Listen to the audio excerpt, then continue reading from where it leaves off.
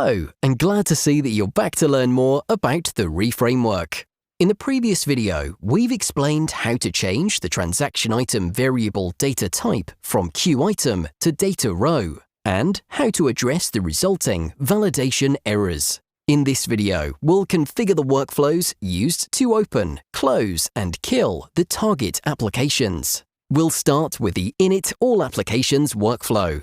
It's used to initialize the applications operated during the execution of the process. Ideally, it should contain invoked workflows, one per application used. Each invoked workflow should open the application or browser page, log in, and navigate to the required state. In InitAllApplications, we'll invoke the workflow that opens the UiDemo application and authenticate. As you may remember, the configuration dictionary is passed to the InitAllApplications workflow via the in_config argument, and the required values are defined in the config file.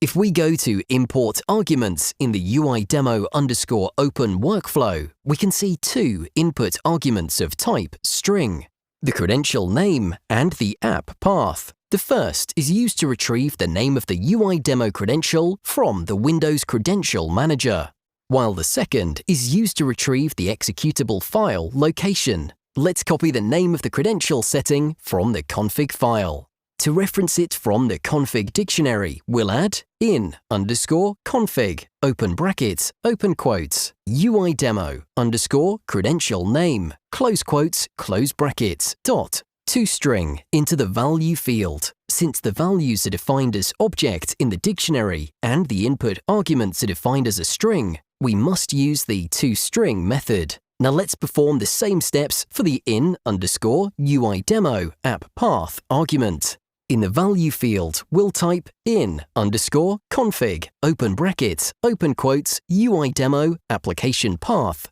close quotes, close brackets, dot, toString. We'll save our progress and open the UiDemo_open workflow. And we can see here one activity, and that's because, as you may recall from the project configuration video, we created the Windows generic credentials and we stored them in the configuration file. Now here in this workflow, we've used the getSecureCredentials activity to get the credentials from the Windows Credential Manager. Our project doesn't have the uipath.credentials.activities package, which is why we're seeing an error about a missing activity. Let's correct this by adding the uipath.credentials.activities package to our project. Great! The error has now been replaced by the getSecureCredential activity. The target parameter will hold the input argument in_credential name. In the output section, password and username will be saved to the local variables.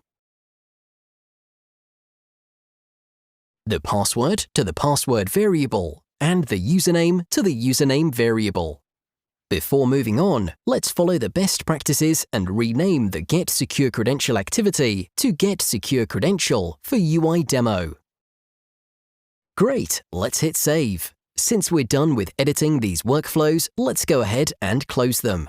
After the automation completes processing all of the transactions and ends the process, or after an application exception is thrown, we should have a mechanism that closes all of the applications already open. In our case, we should set the logic to close the UiDemo application. To do this, let's invoke the UiDemo_close workflow inside close all applications. We don't have any arguments declared here. Oh, we forgot to save, so let's save our changes by clicking Yes. Lastly, let's look at the Kill All Processes file.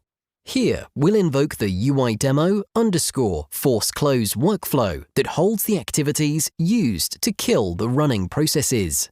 Great, we've now configured the workflows to open, close, and kill the target applications within the REFramework template. With this, we conclude our walkthrough of configuring the workflows used to open, close, and kill the target applications. For a few takeaways, Can you name the workflows that we've edited? Could you say what package we need to install if we want to retrieve credentials from the Windows Credential Manager? Don't miss our next video where we'll focus on retrieving the transaction data from a local source file. Until next time, happy automation!